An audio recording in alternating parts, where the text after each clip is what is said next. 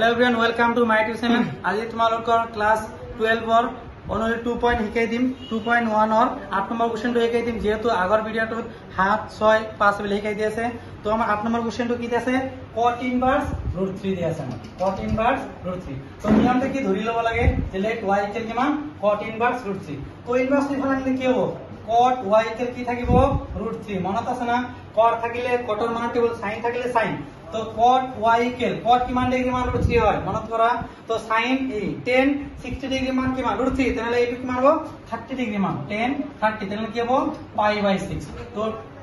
sorry ইয়াত cot হবে হ্যাঁ cot π/6 তো cot cot cancel equal y equal কি হবে π/6 এটা আমার आंसर ঠিক আছে তার সাথে 9 নম্বর কোশ্চেনটো কি দেয়া আছে cos inverse -1/√2 এটা দেয়া আছে তো আমার নিয়ম এটাই ধৰি লব লাগে যে লেট ধরাল y ইকুয়াল কিমান cos ইনভার্স -1/√2 ঠিক আছে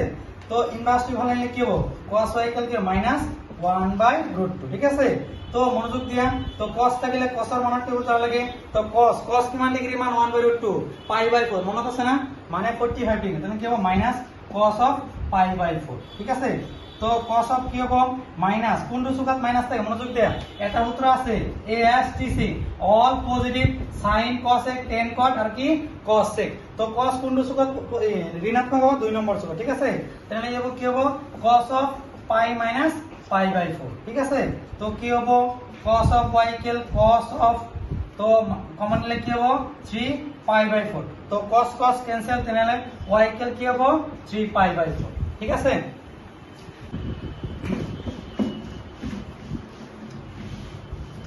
তারপর নেক্সট 10 নম্বর কোশ্চেন কি দিয়া আছে cosec ইনভার্স -√2 নিয়ম একই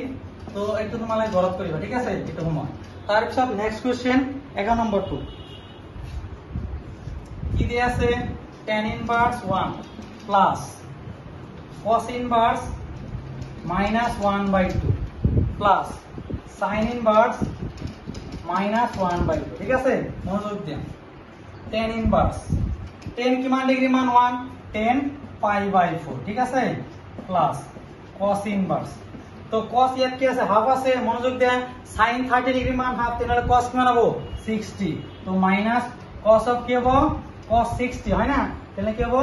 π/3 প্লাস sin ইনভার্স sin কিমান ডিগ্রি মান হাফ 30 ডিগ্রি তাহলে কি হবে π/6 মনোযোগ দেন তো কি হবে tan tan ক্যান্সেল হয়ে যাব তো থাকিব কিমান π/4 প্লাস তো cos ইনভার্স এটা তোমাকে ঠিক করিলা তাহলে কি হবে cos অফ π মাইনাস π/3 ঠিক আছে এইটো কি হবে sin sin ক্যান্সেল কি হবে মাইনাস π/6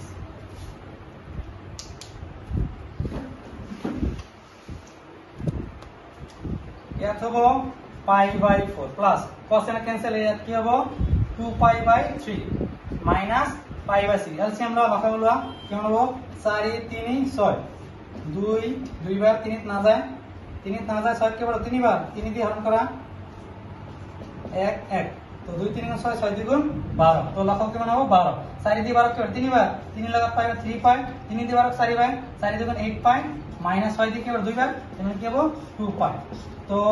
11 তো 11 পর 2 গেলে 9 পাই ডিভাইডেড 12 3 দিয়ে কাটা গেলে কি হবে